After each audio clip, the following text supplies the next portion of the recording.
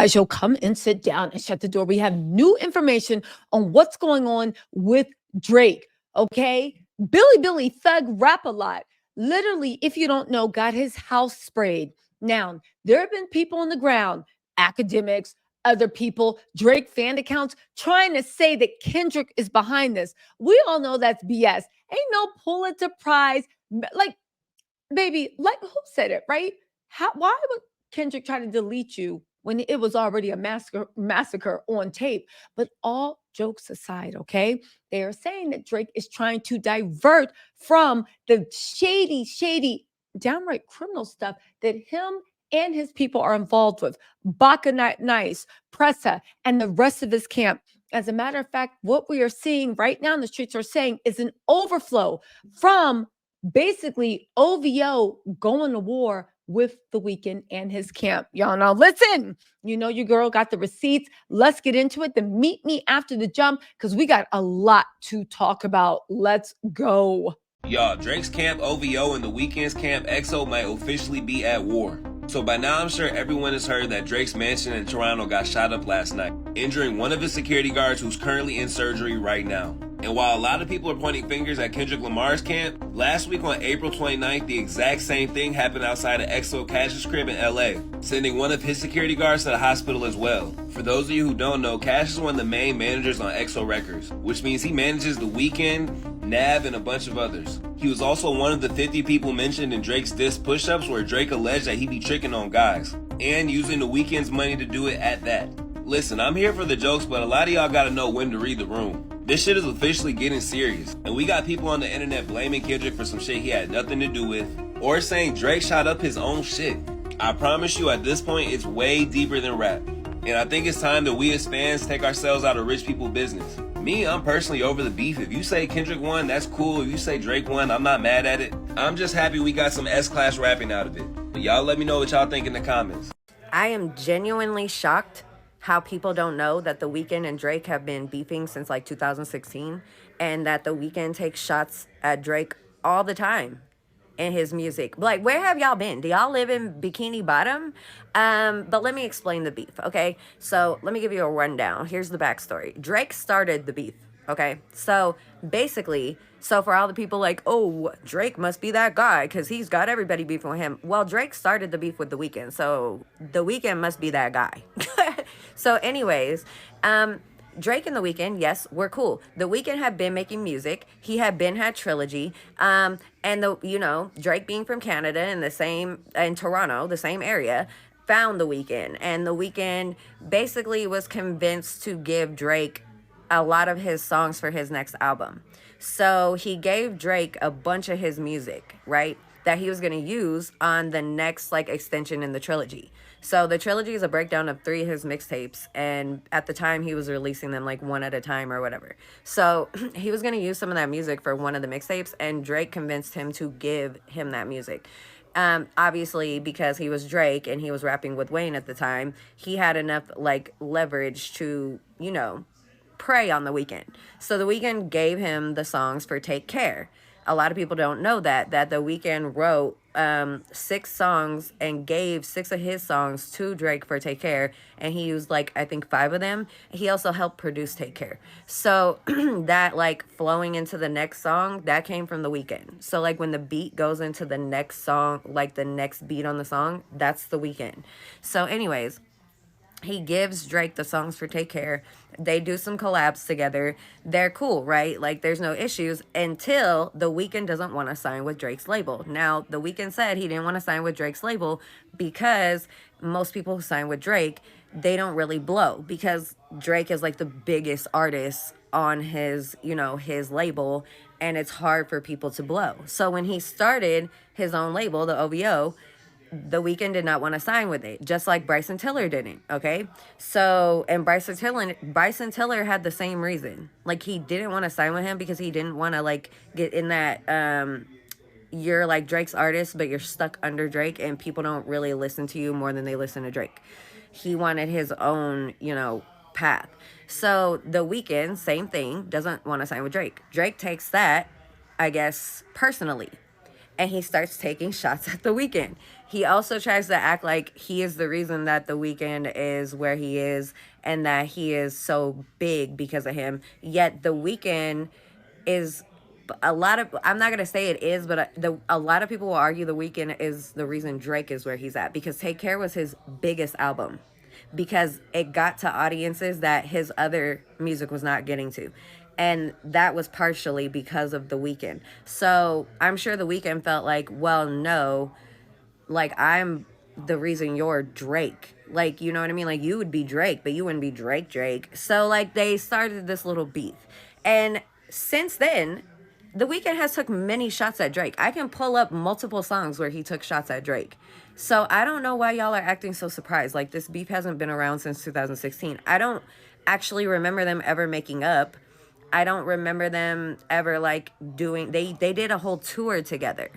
And yet, since then, they haven't really done... They haven't done a song together again. They haven't really been seen together. So I don't know if people thought they made up, but... Listen, The Weeknd is one of my favorite artists, okay? I don't even like his new music, but I still follow him on Instagram. One of the only celebrities I follow still. And I can tell you, I have not seen them make up. So it's not surprising. I don't know about the A$AP Rocky beef. Maybe it has to do with him being with Rihanna and Drake keeps taking shots at Rihanna. But I know for a fact that The Weeknd's beef started with Drake. And he was just being petty because The Weeknd didn't want to sign with his label. Now, did The Weeknd, like, keep taking shots at Drake? And I haven't listened to Drake's music. He's probably took shots at him. But, like, I don't listen to it anymore. But The Weeknd, I can tell you, yes, he consistently has took shots at Drake since 2016 in his music. I don't know why that's surprising to y'all. Like I said, it's not surprising to me. I was surprised that people were surprised by it. Like, are you serious? Do y'all just not listen to The Weeknd and then react when he's on Future's album? Because Future was on The Weeknd's album too, where he took shots at Drake. Starboy? But, like I said, maybe y'all don't listen to the music. You just react off the internet. This Drake and The Weeknd beef is a lot deeper than anyone could have thought. Okay, here's the verse. Drake was like, you act like you from the six, but you don't even go here. And you supposed to be tricking on girls, but you tricking on guys. It was corny, but it got under The Weeknd's Now, skin. the second half are shots at The Weeknd's manager, Cash XO. Cash must spend a lot of time flying out the homies versus chicks, I guess. I don't know. But the real question is, why is Drake and The Weeknd beefing in the first place? Well, a long time ago, Noah 40 Shabib, Drake's producer, discovered The Weeknd out of nowhere. And despite The Weeknd having little to no following, 40 took a chance and showed Drake. Drake loved his raw talent and took him under his wing. So much that he had The Weeknd contribute to at least 5 songs on Take Care: Shot For Me, True Love, The Ride, Practice, and Cameras and Good Ones Go. Everybody thought that The Weeknd was gonna sign to OVO. Drake and his team assumed it was only a matter of time, which would have made OVO hundreds of millions of dollars. But then out of nowhere, he signed to Republic Records. And Drake responded with this: "You won't get away with just a thank you. You owe me a favor." And then after that, the relationship went silent for almost 7 years, until Drake dropped a song called Finesse, where he makes several references to Bella Hadid, which is The Weeknd's ex-girlfriend. Now, The Weeknd would go on to drop Lost in Fire, and a lot of people feel like this was a response and a sneak diss to Drake himself. Then Drake put the ego aside and would go and squash the beef by saying this: that we probably wasted 7 years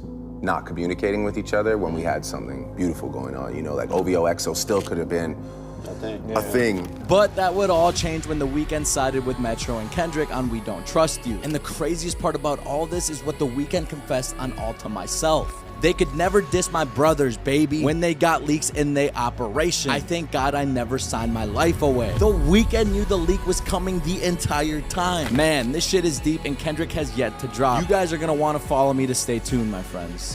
The Weeknd and Drake were once two artists that would always collab together back in the day. But now in 2024, they pretty much act like they don't even know each other. So what happened between their relationship? Well, there's a lot that goes into it. First, let's start off all the way back in 2010 when Drake would find The Weeknd and would basically bring him on tour because he really enjoyed his music. And this is when they started to become friends. He would start promoting The Weeknd's music to the public and really help him put a name for himself out there.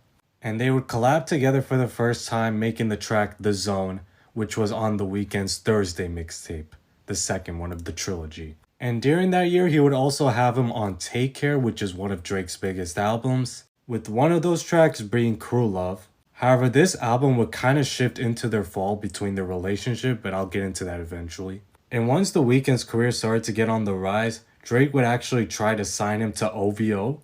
But then Abel would actually sign with Republic Records, which then would turn into the EXO label, which have rappers like Nav, Belly, and then Sal EXO, who like co-owns it. Which would leave Drake posting this tweet on "You won't get away with just a thank you, you owe me a favor." And even though The Weeknd didn't sign with OVO, that was probably the best decision he ever made. And then during like the new year in like 2013, The Weeknd would drop Kissland, and one of the tracks would be Live For with Drake, which is the last time that they would ever collab together. And the beef would start rising again when The Weeknd talked about how he contributed a lot of Drake's Take Care album, which led to people thinking that it wasn't really just Drake's album, half of it just being The Weeknd's. Despite all that controversy, The Weeknd and Drake would actually reunite together and go on tour back in like 2017. And also that same year, Drake would bring The Weeknd to his OVO tour, so that was dope.